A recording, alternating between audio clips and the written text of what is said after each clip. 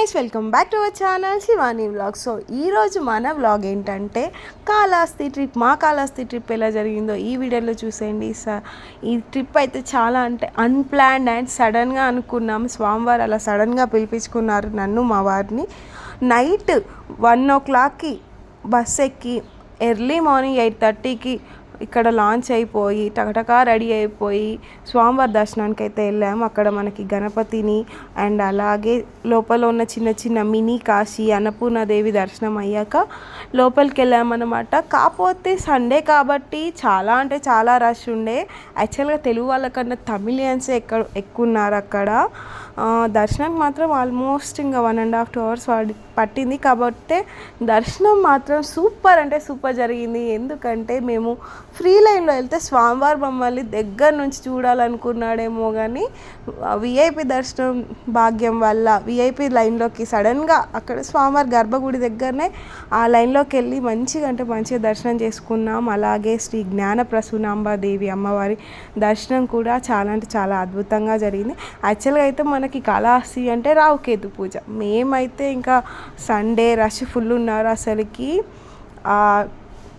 రాహుకేతు పూజ దగ్గర అయితే inch gap లేదు. ఇంకా అది చూసే భయపడిపోయామన్నమాట. నెక్స్ట్ టైం ఇంకా స్వామివారు మళ్ళీ పిలిపించుకుంటారనే నమ్మకంతో పూజ అయితే చేయించుకోలేదు. కానీ అద్భుతంగా దర్శనం మాత్రం జరిగిందన్నమాట. సో ఇప్పుడైతే మనం కాళహస్తి చరిత్ర తెలుసుకుందాము. శ్రీ అంటే సాలీడు, కాళ అంటే పాము, హస్తి అంటే ఏనుగు అన్నమాట. క్రీస్తు పూర్వం మనకి కాళహస్తిలో ఈ 3 స్వామివారిని ఎంతో భక్తిగా పూజించేవన్నమాట. శ్రీ అంటే సాలీడు స్వామివారికి తన దారాలతోటి గూడులాగా చుట్టి స్వామివారిని పూజిస్తూ ఉండేదన్నమాట. హస్తి అంటే ఏనుగేమో స్వర్ణముఖి నది జలాలను తీసుకొచ్చి స్వామివారికి అభిషేకం చేసి పూజిస్తూ ఉండేదన్నమాట. మనకి ఇంకా కాలుడు అంటే మనకు తెలిసిందే. కాలుడు తన దగ్గర ఉన్న మణిని స్వామివారికి అలంకరించి తృప్తిగా పూజ చేస్తూ ఉండేవారు.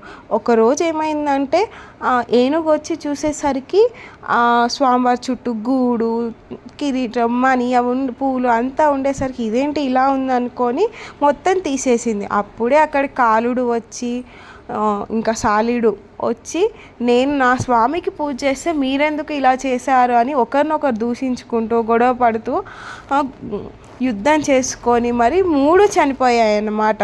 ఆ 3 భక్తికి మెచ్చిన ఆ పరమశివుడు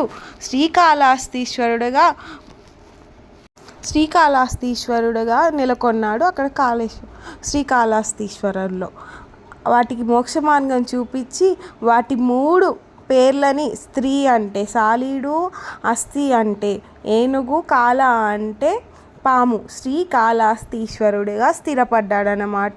శ్రీ జ్ఞానప్రసూనాంబదేవి అమ్మవారితో అక్కడ స్థిరపడి భక్తులకి దర్శన భాగ్యం కల్పిస్తున్నాడు. సో ఇక్కడ ఇంకోటి ఏంటంటే భక్త కన్నప్ప కూడా స్వామివారికి ఇక్కడనే మహాభక్తుడయ్యాడు.